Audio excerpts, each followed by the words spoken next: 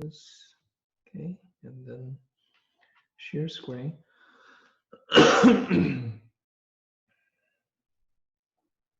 Okay. All right. Okay. So this will be development lens, right? Wednesday.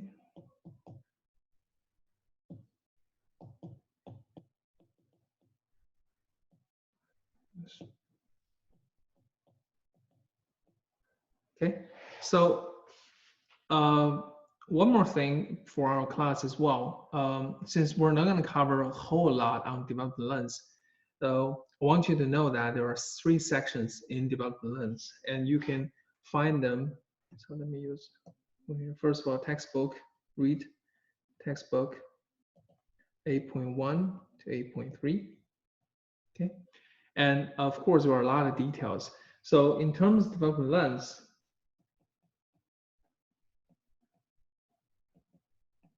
okay, in terms of development lens, we have for tension, okay, for compression,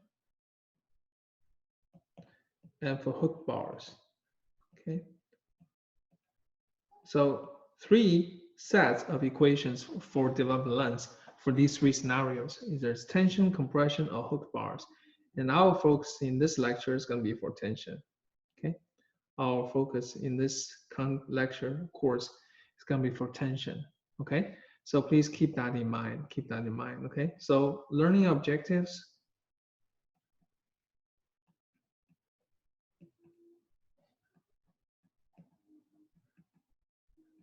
So 2, first is understand the definition of development lens for bars, for bars subjected to tension, okay. And the second thing is to know how to calculate development lens, okay, for tension bar, right? So these will be our objectives, okay? So first of all, let's talk about the concept of development lens. So talk about development lens, it's really closely tied to bonding, So let's go to the title. So bond and development lens. Okay, bond and development lens. Okay, now the basic assumption utilized in this course, okay, in RC design, in reinforced concrete design, the basic assumption in RC design is that bars are bonded to surrounding concrete.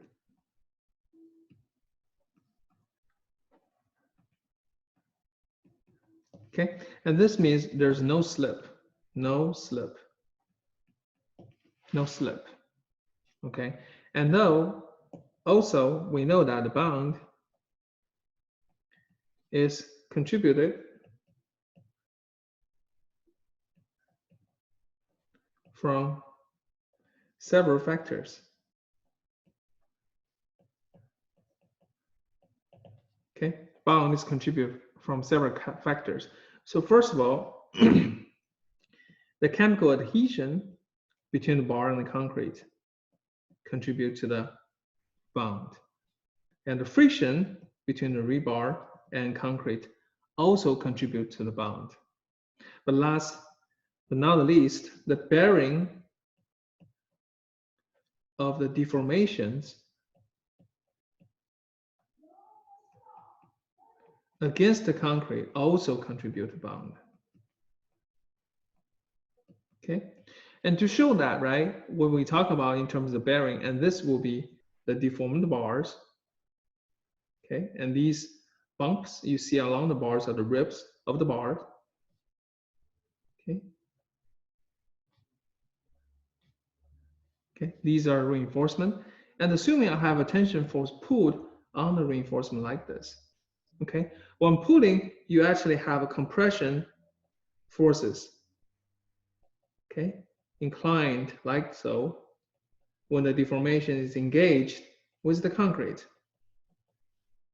With the deformation is engaged with the concrete. Okay, so along the interface, let's label them, right? So the red curve here is the last bearing deformation. So this is the red curve here. And the blue is the chemical adhesion that exerted on the surface. So mostly they're on the flat region of the bars. And friction, let's use purple color. Okay, and these are where the friction's at. Okay, together with the adhesion. Okay, together with the adhesion. Okay, now here's the issue. Here's the thing, right? So as my force is here, P increases. As my force is here, P increases. Okay, I need to have a certain length.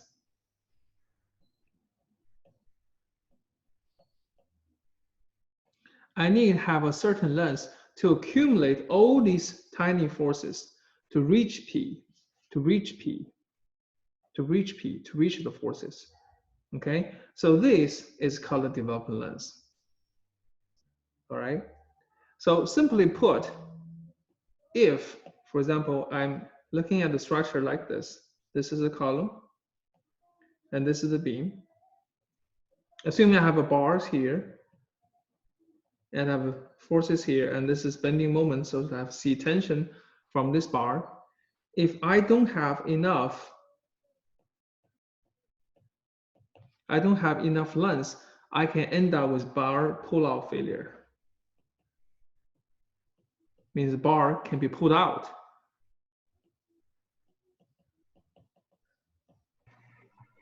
If the development length is not sufficient.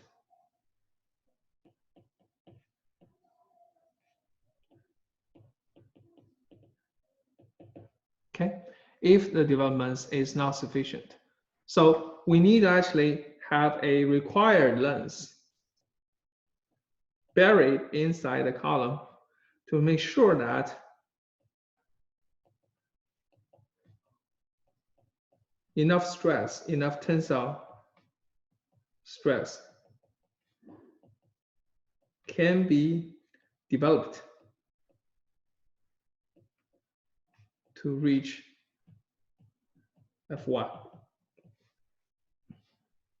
Okay, and Fy is the yield strength of the bar.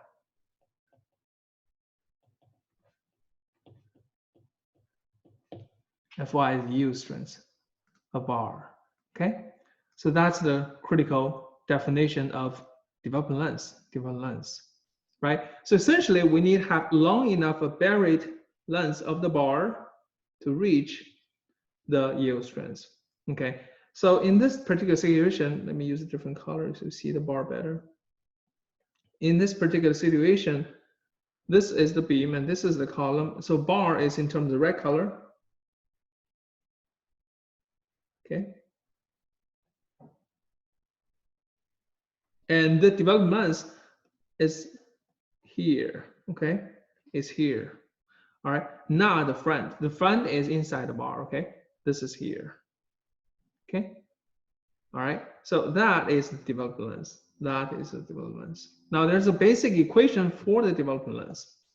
Okay, so here the basic equation. So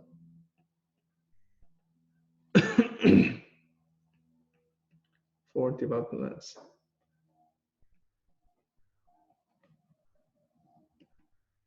Okay, so LD, which is the development length, equal to 3 over 40 lambda top here Fy yield strength divided by square root of F prime C. Okay, multiply several factors. There's a phi T, phi E, and phi S. divided by, oh, here we go, another factor, CB plus KTR divided by DB, which is the bar diameter. Okay, and the whole thing multiplied by a dB, and this has to be bigger or greater than 12-inch. Okay, and you can find this from the code. You can find this from the code ACI 25.4.2.3. Okay, and this is when CB plus KTR divided by dB big, smaller or equal than 2.5. Smaller than or equal than 2.5. Okay, and I understand these have a lot of parameters, right? These have a lot of parameters. This three lambda, which is considered lightweight, right? And all these things. So we're going to list them. We're going to list them. And by the way, before I forgot, this requirements has to be longer than a foot. This is also from ACI. Also from ACI 25.4.2.16. Okay. So equation is from ACI 25.4.2.3, and that requirement has to be bigger than longer than 1 foot. It's coming from 25.4.2.16. Okay. All right. So let's take a look at these parameters. First of all, these small bracket inside, which means the bracket under right here, right in the bottom, at the bottom here, in the fraction at the bottom here, this is so-called confinement ratio.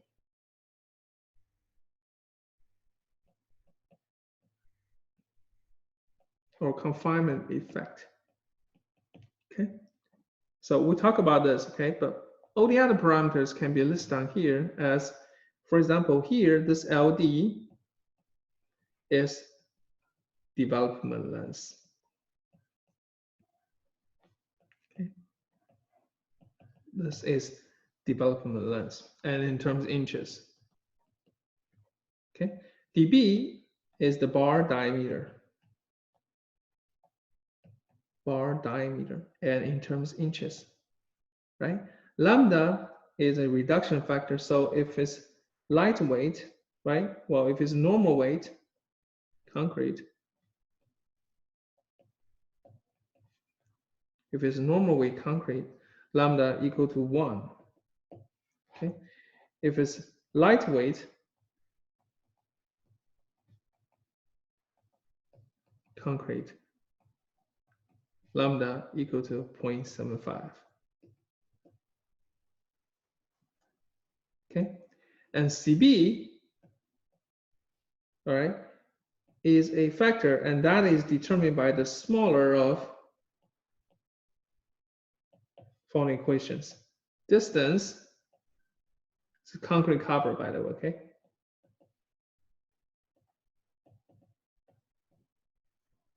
Okay, smaller, but the first distance from center of the bar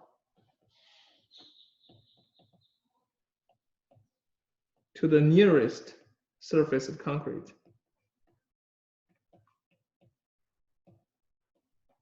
Okay, so to help you, let me draw a figure here. So if this is the bar,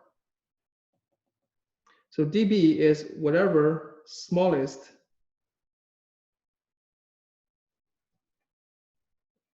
so this is Cx, Cy. So this here, C is smaller of Cx, Cy. Okay, let's call it C1 here, C1. Okay, this is just the first term. Okay, this is just the first term. Okay, or second term, so let's call it C2. Okay, is half of the clear spacing of bars being developed.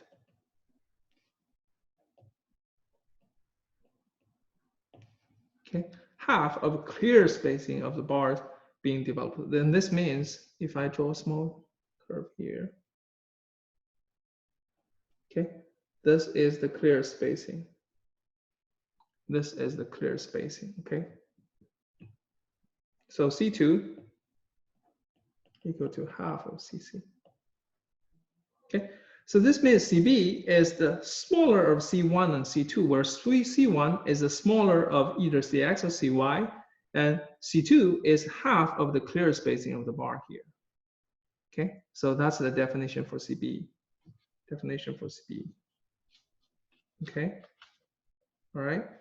Okay, and also don't forget, I just drew one case, sorry, I forgot. If I have multiple bars, this is CC.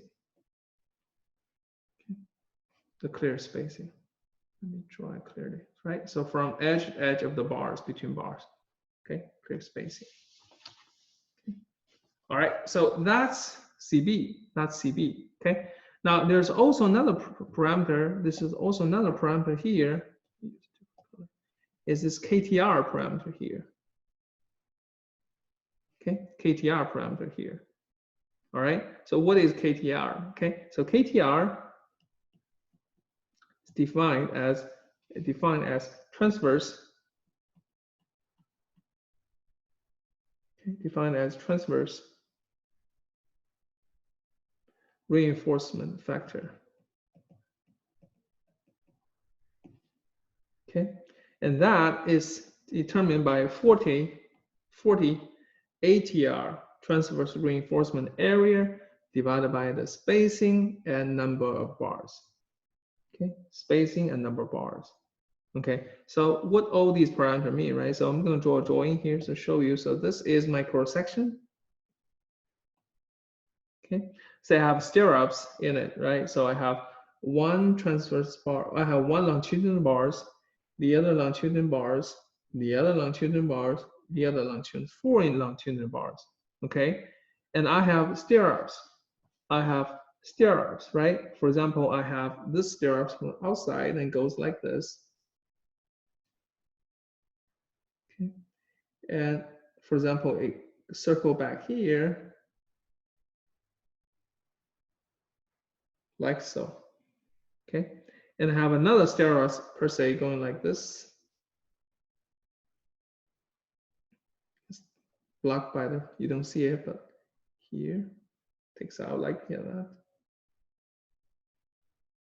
Come back and like this. So 2 stirrups, right? 2 stirrups. Okay. So the spacing of the transverse reinforcement, right? Spacing of the transverse reinforcement is in the other direction, in the longitudinal direction, right? It's like the stirrup spacing, okay? Stirrups spacing, okay? Okay, and N is the number of bars being splitted.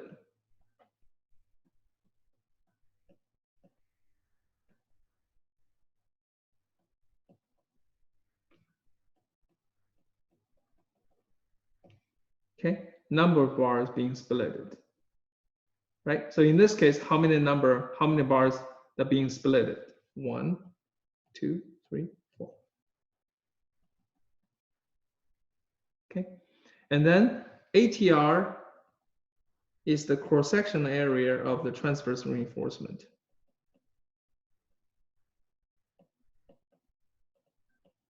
Right. So that includes this cut, this legs, these legs.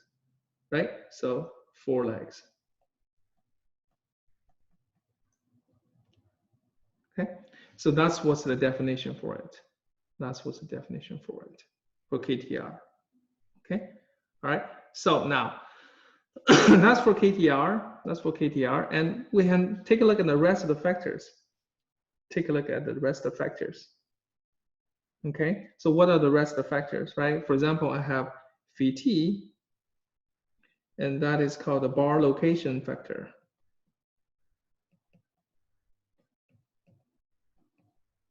Bar location factor.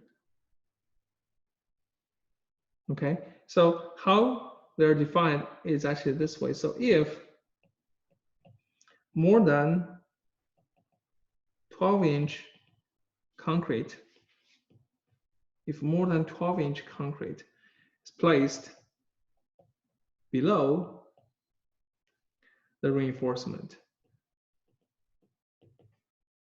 okay, beam development, of course.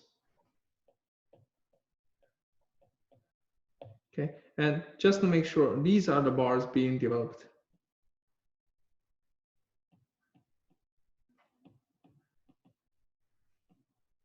In other words, we were trying to find development lengths for these longitudinal bars, okay?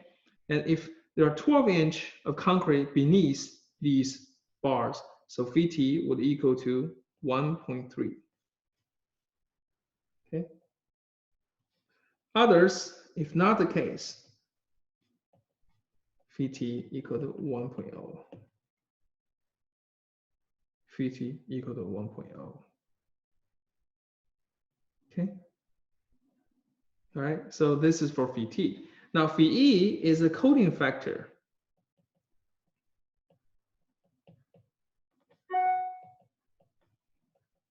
Phi e is a coating factor. Okay. So this also has several options. This also has several options. Okay.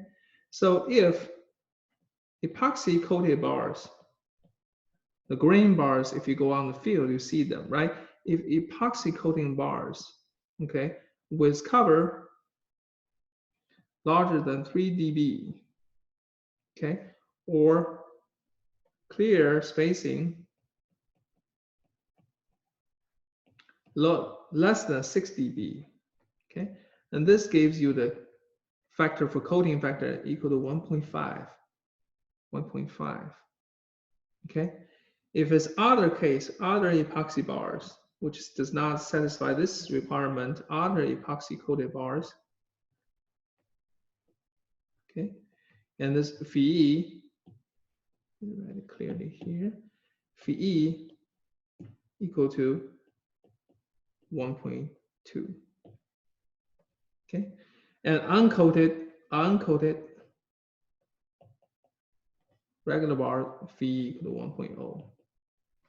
So I just want to bring your attention to this point here. So all these factors, phi e, phi t, they're on top of this equation here. They're on top of this equation.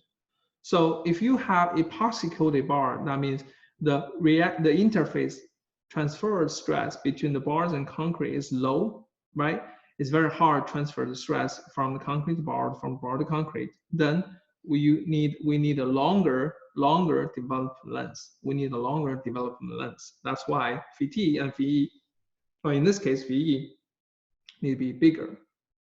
Okay, and also if we have too much of a concrete needed there surrounding the bars, that means we need a lot of transfer stress from the bar to concrete. We also need higher or longer development lengths as well. Okay, so just keep in mind the bigger number is safer. You want a longer development length, longer embedded length, so you have enough real estate to develop the stress in the bars. Okay, to develop stress in the bars. All right, okay. Last but not least is the phi s. Okay, this is called a bar size factor. So apparently, the bigger the bar is, right? Bigger the bar is, okay, the less development length, the longer development length you need, right? Because bigger bar, you have less a surface area over volume ratio. So you need more stress because you have less surface. Okay, so for number 6 bar or smaller, phi s equal to 0.8, 80%. And if it's number 7 or larger, I need a longer development length, so phi s equal to 1.0. Okay, all right. So these all the parameters needed for the development length, Okay, all right. Okay, now this is too long. Okay, we don't usually use this equation because this is too cumbersome. We have to get all these parameters plug in to use this equation. So instead we have a simplified approach. Okay, See, ACI noticed that you need to have a simplified approach. So simplified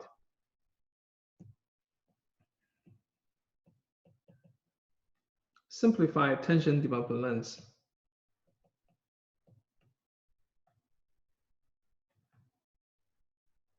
Simplified tension development length equations. Okay, I have another version than that, and that's you can find table 25.4.2.2. Okay, so in this table, the whole thing has been divided by two cases. Okay, so I'm going to rewrite this table here so I explain to you. So it all depends on the spacing and concrete cover, and also bar size. Also bar size. Okay, so number 6 or smaller. Okay, and number 7 or larger. All right, so we call this case 1.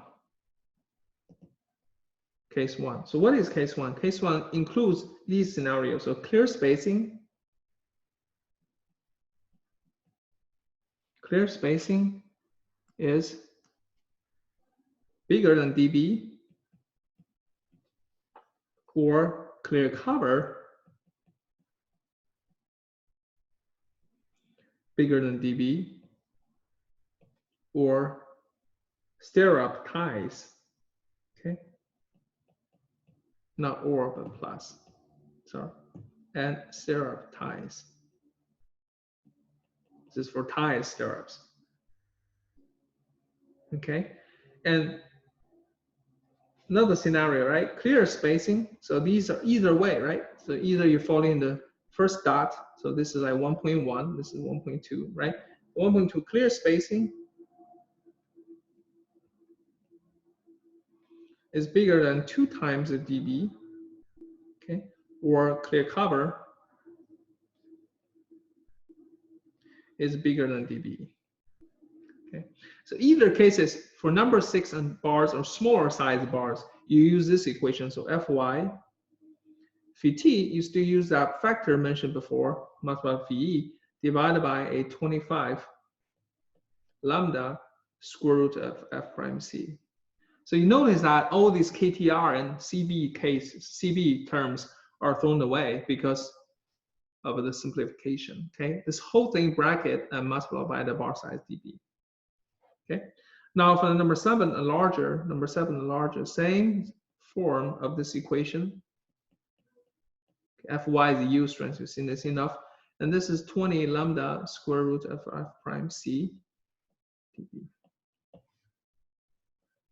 Okay, so this is case 1, all right? This is case 1. Okay, I'm just gonna close this. Say this is case 1. So extend it down here for case 2, right? Case 2. So what are the case 2? All others. All others are case 2, okay? If you have other cases, so other cases, right? Then you have 3 Fy phi t phi e divided by 50 lambda square root f prime c multiplied by dB. Okay, here I have 3 Fy phi t phi e divided by 40 lambda square root f prime c dB.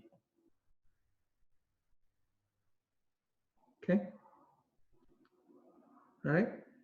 Okay, so what's going on, right? So we basically ignore, or we already have the confinement parameter locked in. Okay, confinement parameter locked in. Okay, to be precise, right? In case 1,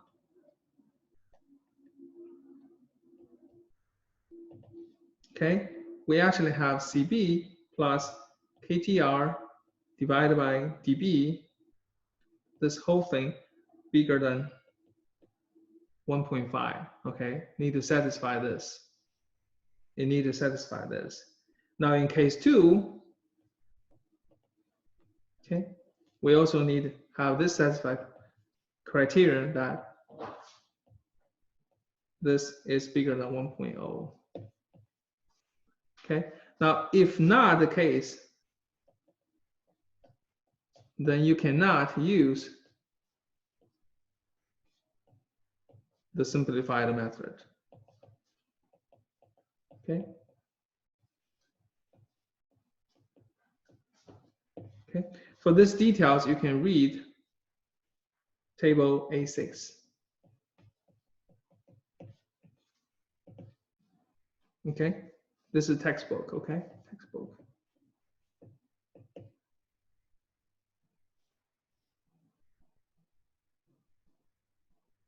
Okay. All right. Okay. Now, these are the basic equations for development lens. All right. Okay. Now, since it's the last lecture, so on these, okay, we're not going to ask you guys to do a calculation on the development lens, but we will ask you conceptual problems, conceptual questions. Now, what are these parameters, right? Well, what type of equation you need to use under what scenarios? So all you need to do is understand these equations and remember it. Remember it. Okay? All right. Any other questions, ladies and gentlemen? And any other questions? Any other questions? Okay. If you don't have any questions, could you help fill out your CET evaluation response? What day is homework 8 due? Yeah, I'll talk about that real quick, Deirdre. So please fill in the CET evaluation response right now, between now and Thursday. And I'll remind you again, Thursday is very important. We have this online survey, this distance teaching. So I'd like to see your input on that.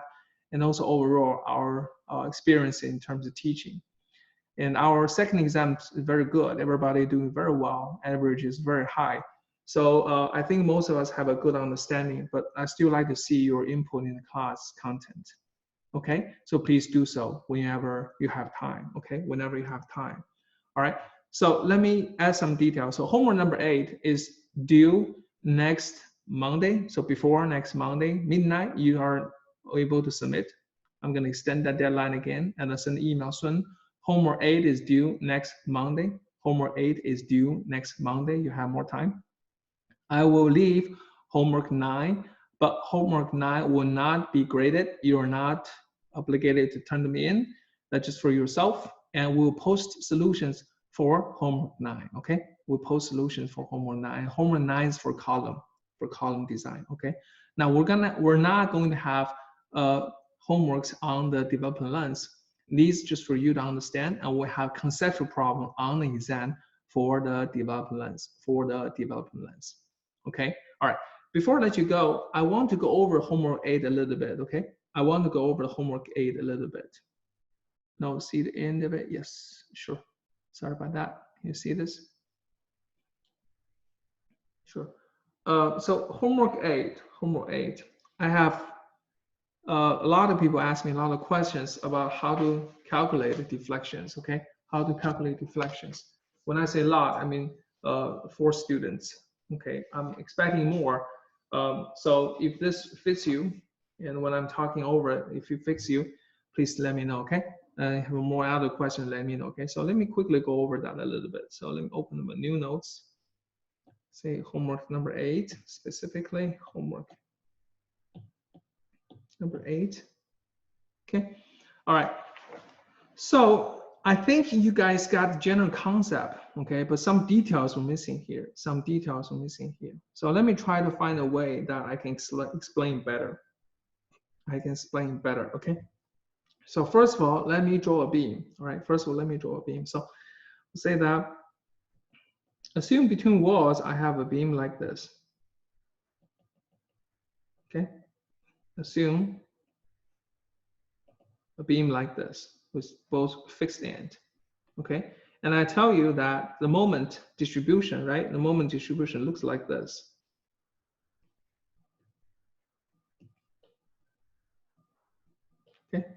and I have a positive moment in the middle span and negative moment at the end of it. Okay, and then if I tell you that we're gonna cut the section in the middle, right? You see a I-beam. Okay, let me use different color here. You see a I-beam.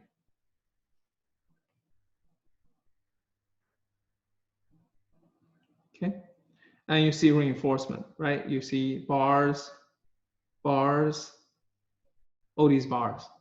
Okay, and the dimensions given, right? So we're going to calculate the deflection. So the question is deflection, right? And notice that the deflection is the middle span. Okay, that's the goal there. Okay, that's what we're trying to do, deflections. So how do we calculate deflections? Okay, how do we calculate deflections, right? So to calculate deflections, we need moment of inertia, effective moment of inertia. All right. So to know the moment, effective moment inertia, right? We need to know three things. We need to know the moment of inertia in the middle. Okay. We need to know the moment of inertia at the end. So left end say 1, and moment of inertia at N2. Okay, these are what we need to know. And also we need to know for each of them. Okay, each of them. For middle, we need to know what? We need to know the IG, and we need to know the ICR. I'm going to put a bracket here, say IGT, okay? IGT, and you soon realize they're approximately equal.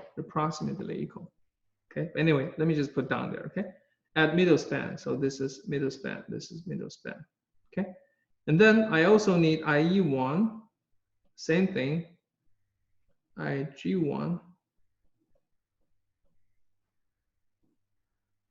okay, ICR1, and also I need, you already have this. So IE2,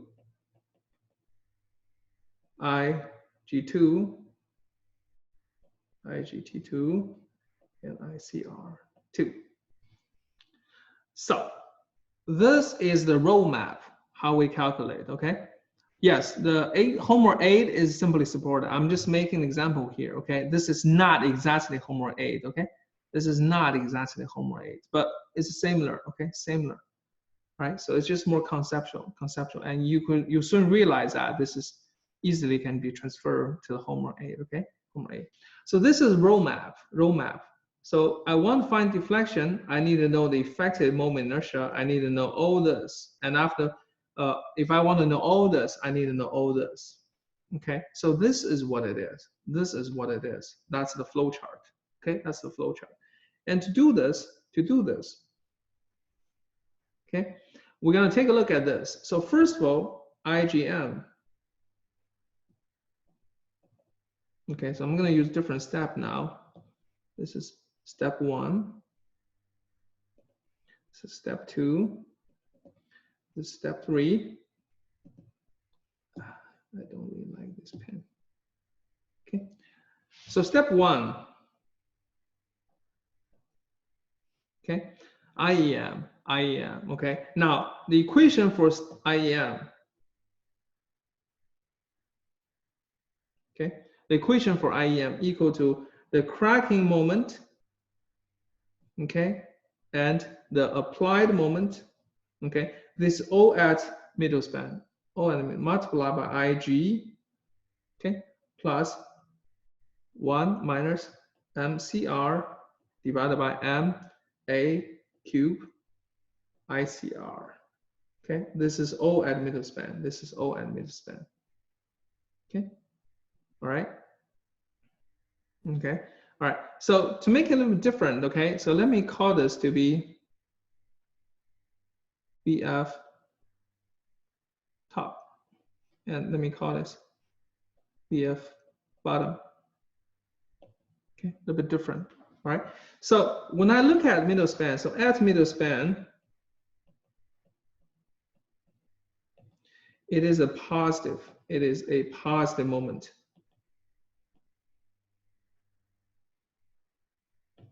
Okay. So here, in this middle span here, MA, sorry, MA middle span. This is MA1, this is MA2. Okay.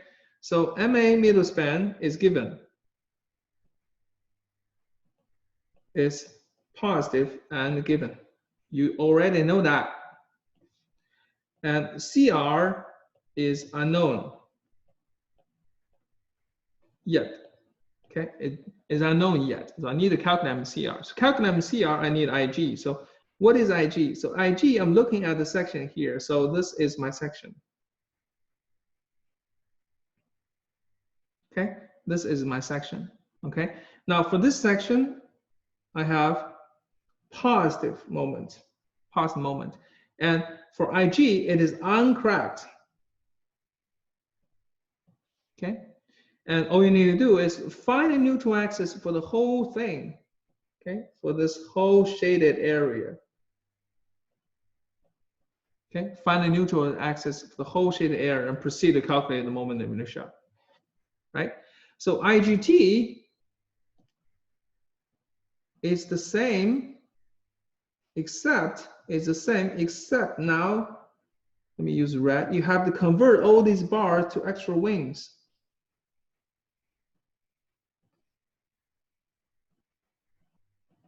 Okay, you have to convert all these bars.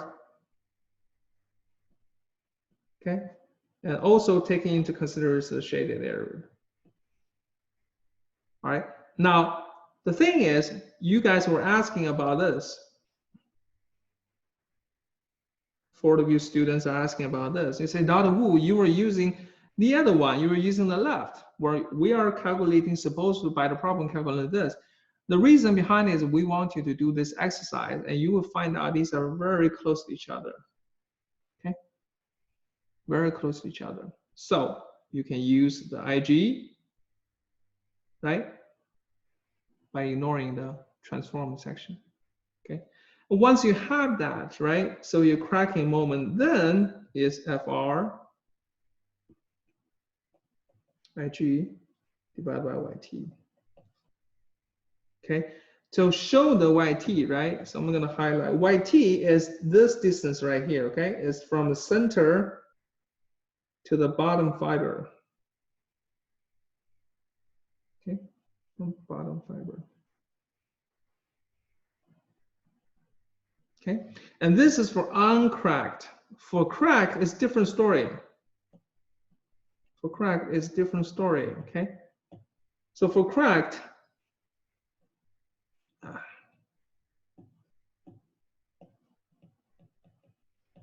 okay, for cracked,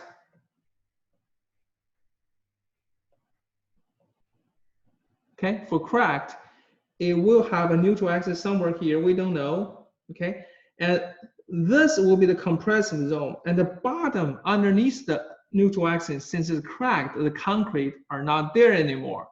The concrete has cracked, they're gone. You cannot consider them anymore for tension. Okay, previously, before cracking, the concrete is still there for tension. Okay, okay. YT will go to the bottom and top based on the finding. Yes, exactly, right? Yes, Ethan, that's perfectly right, right? Because cracking means tension, right? It's always the tensile fiber to the neutral axis, right? Tensile. So if it's negative moment, YT will be the other side of it, right? YT will be the other side of it, right? Right? Okay, good, great. So now for cracked, okay? And I think the reason why we're confused is we already forgot in the first lecture of serviceability, in the first lecture, we talked about this. When it's cracked, the tension side of concrete are gone. They're useless. They're not there anymore. The only thing left is the bar have to convert it back to the concrete, serving as the tensile part of the concrete. That is N minus, that is N, not minus anymore. That is NAS. And some of you are asking, okay, AS is always the tensile reinforcement, area of the tensile reinforcement.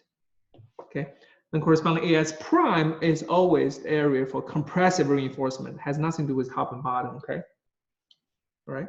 You have to think in your head, right? Always think this way. The top, we oftentimes when we say top, right, it's geometric top. We don't really care about that. We really care about compressive tensile, compressive tensile. Okay, so this is how you find a crack. Okay, how you find a crack. However, though, be careful. When we say convert, you need to convert this. So some of you asking me, how about the compressive reinforcement? Yes, of course, you need to convert transform the compressive reinforcement as well, and this is n minus 1 AS. Okay, so you are finding the moment inertia for this section. Okay, and then some of them are asking, so what happened, Bob, if you mentioned from previous lectures, right? You mentioned from previous lecture, there's a rho, there's a KD. Yes, those are for rectangular sections, because that equation is developed by rectangular sections. That means if your compressive zone C is smaller than HF, then it is applicable to T section as well. However, if not, do not use it. Okay, remember this rho KT is only for this fellow here. Okay, it's only for this fellow here. So if you quickly check if the compressive zone size, which is here C, okay, smaller than HF, then use it. You're fine. If not, then don't do it. You go back to this. Okay. If not, go back to this. Okay, go back to this. All right, and now all this are only for the middle span. We're on the step 1. Okay, we're on the step 1. So step 2. Different color. Step 2. Step 2. Note it's either 1 in this case, negative moment zone. It's a negative moment zone. Okay. So when you look at the section, right? So I'm going to come back.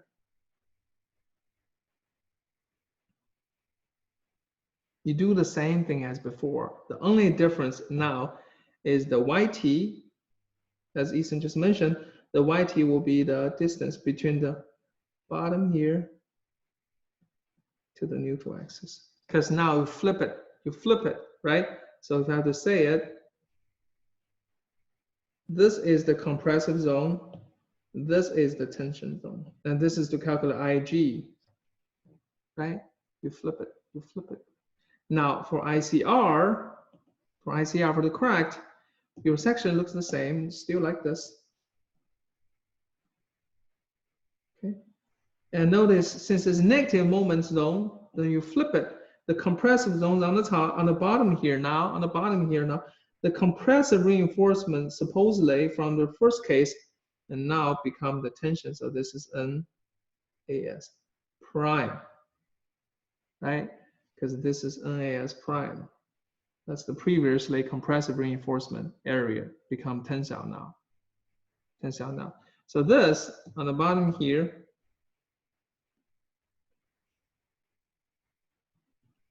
this is N minus 1 AS. Okay, so I think I missed the prime here. Okay, sorry about that. I missed the prime here. Okay, so let me clean this up. This doesn't look the same as before. And that is how you calculate. That is how you calculate the crack moment inertia. For step 2. Okay, step 2. Okay, then step 3 is similar to step 2.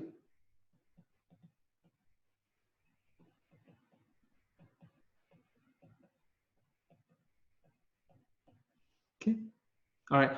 Now, let's go back to the question. So Anna mentioned that for homework 8, the beam is simply supported.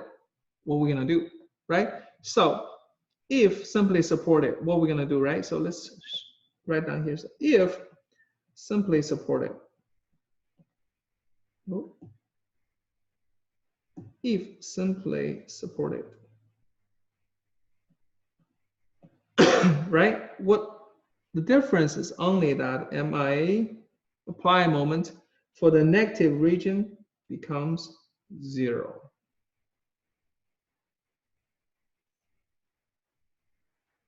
Becomes 0. Okay. The rest stay the same. The rest stay the same. All right. Right. Okay. So here's a problem though. If this MA becomes 0, remember, recall the equation IEM equal to MCR MA, sorry, I shouldn't say M, IE 1 MCR MA, and this is cube IG, right? Plus bracket inside 1 minus MCR MA cube, and this is ICR. Oops, what happens? We have this equal to 0, this equal to 0, it blows up. It doesn't work, it blows up. So what happened? What happened? So set IE1 equal to IEM. Right? You let them equal to each other. You let them equal to each other. Okay. Okay. So when this happens, right, you go back to see this equation right here. Okay. See this equation right here, and we have that equation. Okay. We have that equation. Just give me 1 second. Okay.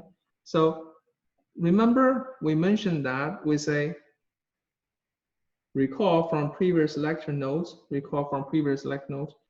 IE equal to 0.5 IEM plus IE1 plus IE2 bracket multiplied by is 0.25. We call this. So for simply supported case,